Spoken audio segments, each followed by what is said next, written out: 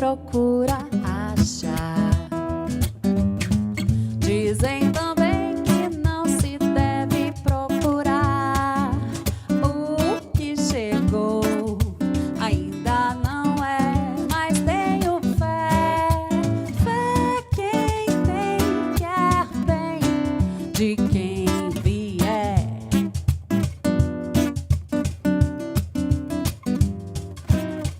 Deixe que o tempo flua e leve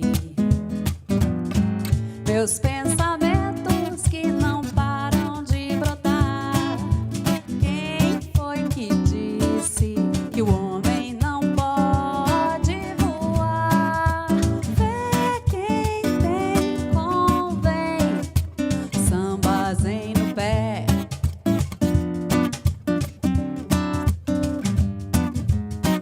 Passarinho nasceu pra ficar na gaiola. Deixa o medo e vou compondo um novo enredo, melodias e histórias pra contar.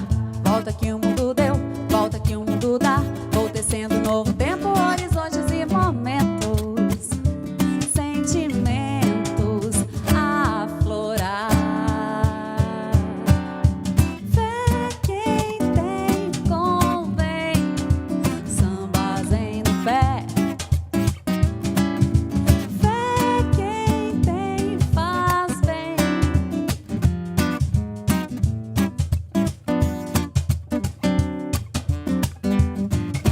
Tchup, tchup, tchuru, tchup, tchup, tchup, tururu, tchup, tchup, tchup, tchup, tchup, tururu, tchururu, tchururu, tchup, tchup, tururu.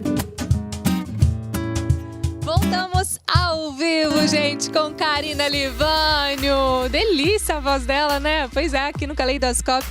Nessa edição de hoje aqui, jogo de asfixia. É uma prática que desafia os perdedores dos games online a pagarem prendas físicas, né, gente? Representando aí a punição pela derrota. Na maioria das vezes, esses desafios obrigam os jogadores a cortarem a passagem de ar para o cérebro. É tipo um enforcamento mesmo. Isso pode custar a vida. Aí estamos falando aqui no programa sobre os limites entre o real, o virtual, os riscos, entre outros prejuízos que o jogo aí pode trazer, né? Quem quiser participar, nosso WhatsApp é o 996428473. Bom, falando em prejuízo, né, gente? Vamos falar na questão biológica, como é que funcionaria essa coisa. A gente até selecionou, a gente tem uma artezinha para ir demonstrando. Roda aí, enquanto isso a gente vai comentando aqui. Que é essa coisa, né, de você prender, a gente tem lá o fluxo sanguíneo. E aí, quando você prende essa coisa do sufocamento, acaba faltando ali no cérebro, né? Maria, eu queria que você explicasse um pouquinho esse processo, né? Que é até uma defesa do próprio corpo, né? Na verdade, a perda da consciência, o desmaio, né, é uma defesa, porque o corpo tende a deitar, né, para que o sangue volte a fluir para o cérebro. Então, o cérebro é a prioridade do corpo. Então, quando você bloqueia esse fluxo de oxigênio, ele vai perder a consciência, né? E é isso que dá aquela adrenalina, né? Assim, vou perder a consciência, conseguir fazer isso, né? Uhum. E, na verdade, pode trazer consequências, né? Assim. Bom que o Thales não teve isso, né? Não gostou, que ótimo. E ele tá aqui hoje para contar pra gente. Exatamente. Aí, como eu não tive nada, acho que mesmo se eu tivesse, eu não gostaria de repetir, mesmo me conhecendo naquela época. Porque eu também nunca fui uma pessoa muito assim de adrenalina. Então, assim, eu sempre fui mais caseiro, mais quietinho. Então, assim, eu corri disso, acho mais por isso também. Uhum. Assim, pelo meu jeito de ser. Que bom que isso não te pegou, né? Porque aí você Obrigado. tá aqui hoje para falar com a gente. Ô, Daniel, quais são as sequelas que a gente pode ter, né? Num tipo de sufocamento desse? Que tipo de problemas que isso pode trazer? Olha, se alguém te encontrar a tempo, né, antes do óbito de fato, as sequelas podem ser inúmeras, neurológicas, motoras. E aí a gente tem que pensar... acho que a sequela é uma coisa muito ruim, muito grave que a gente tem que pensar, mas de pensar como evitar chegar nesse ponto, né? Uhum. A gente pode tentar aqui falar das sequelas, do tanto que é ruim, de fato quem estiver assistindo assustar os jovens de alguma forma, né? Mas o ato em si já é tão assustador que a gente sempre precisava falar disso. Agora, são sequelas neurológicas, de perda da cognição, de perda do entendimento. vamos dizer assim, quase, não dá para dizer porque não é a mesma coisa, mas quase de um retardo, né, cognitivo, motor.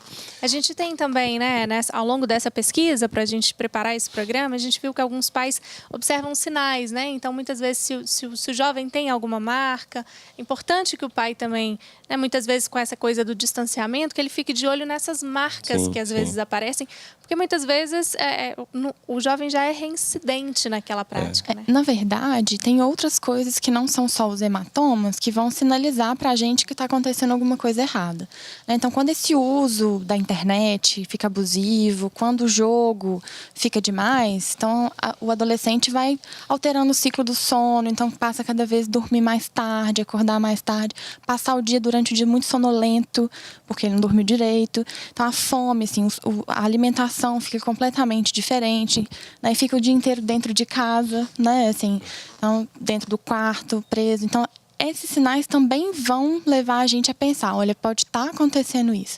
E o mais óbvio que é o hematoma, né? Assim, se ele teve uma perda tão forte de fluxo de sangue, ele provavelmente vai ter um hematoma ali naquele lugar, né? Porque precisou de usar força, né? E às vezes, então, só hematoma, alguns cortes, alguns adolescentes, né, passam por isso, em se cortar, em sentir o prazer pelo corte.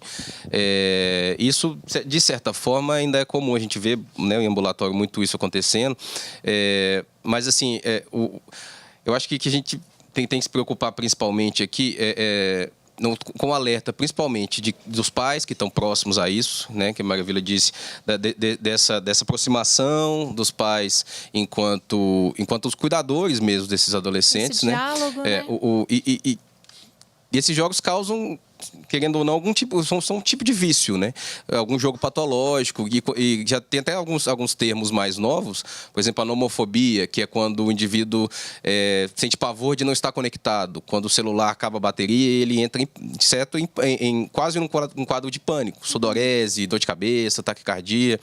E aí a gente tem que aprender também a conhecer, né, as pessoas, principalmente os pais, conhecer os seus filhos, para que isso possa ser de fato observado. Interessante também que normalmente a criança ou o adolescente que joga, ele não percebe que ele está ficando viciado no jogo. Ele não percebe que ele está se entregando demais ao jogo. Eu mesmo posso dizer isso. Porque meu pai sempre me falava, Anselmo, você está jogando muito e tal, é bom parar. E eu sempre falava, não, eu não sou viciado naquela coisa e tal, mas hoje em dia eu sei que eu gostava muito, eu estava começando a ter um vício, só que hoje em dia eu já maneirei, já. Quanto tempo você joga, assim, em média, semanalmente? Semanalmente? Você tem essa conta? Meio de semana, como eu estudo, eu devo jogar umas 2 horas por dia, assim. E final de semana eu já nem conto mais. É porque eu não saio muito, então eu fico... Thales, como é que tá aí o seu... Completando o que ele falou, eu acho que todo jogador tem essa fase do vício também, porque eu também já tive ela. Eu acho que eu cheguei a ter até um vício leve, que eu percebi quase que eu tava reprovando na escola. Eu falei assim, opa, peraí, vamos diminuir. Aí, em vez de diminuir, eu cortei tudo, aí depois fui voltando aos poucos. Mas agora, chegando no final da faculdade, durante a semana é quase tempo nenhum, assim, meia hora, 1 hora, e no final de semana, quando eu não saio, eu jogo uma tarde, ou às vezes uma noite, assim, mais tranquilo. Mas dá pra contar, né? Claro. Você que notou e incorporou ou foi a sua mãe? Fui eu que notei. Foi Minha mãe sempre falava, mesmo. você tá viciado, você tem que parar, você tem que parar. Legal. Mas Eu acho que, na verdade, ela. foi o boletim dele que mostrou. Foi o boletim. Aí chegou Aí ele num ponto que eu percebi que tava demais. Aí eu falei assim, não, então tem que parar, diminuir, começar do zero. Aí eu sempre fico percebendo os meus vícios depois disso. Quando eu vejo que tá demais, eu vou começando a diminuir já. Legal ter esse essa autocontrole. consciência, né? E eu acho que a gente tenta minimizar, falar assim, mas é vício em internet, é vício em jogo digital.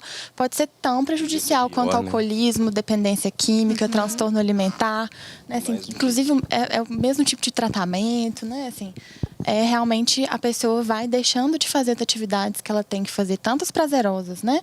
Quanto as obrigações, para se dedicar só àquela compulsão. Aí a gente vai vendo que realmente não tá bacana. Agora, outro fato curioso também, que a gente tem outras punições físicas que acontecem aí nesse ambiente virtual, né, gente? Que muitas vezes, assim, a gente assusta além dessa coisa, né, de prender a respiração e tal. Podem variar de queimaduras no corpo, onde o jovem pode atear fogo no próprio corpo ou segurar um gelo, né? Vocês já viram falar sobre isso? Assim, já ouviram? Queima mesmo. Já presenciaram algo do tipo em algum game? Vocês são mais tranquilos, né, gente? Isso é bom. São mais tranquilos, assim. Sim, eu não sou. Até porque eu sou ruim nos jogos que eu jogo. Eu não sou bom, sabe? Eu jogo mesmo pra. Modéstia, hein? Não, é Tô sério. sentindo. Eu só jogo pra realmente distrair, né? E. Igual eu te falei, eu já vivenciei essa questão de terceiro, entendeu? Induzir alguém a tentar fazer. Porque normalmente é uma pessoa mais velha, né? Que fala, não, você vai ter que fazer isso, você perdeu, você vai ter que fazer isso, etc. É pra realmente ridicularizar a pessoa no meio do grupo, mas a pessoa não sabe, acha que é realmente pra se incluir, né? No meio, mas acaba que é pra realmente só ridicularizar a pessoa. Olha só, terrível, né, gente? Ó, intervalo aqui no Caleidoscópio, já a gente volta com mais desse bate-papo aqui de jogo de asfixia. Ainda dá tempo para você participar com a gente, hein? Não saia daí, até já.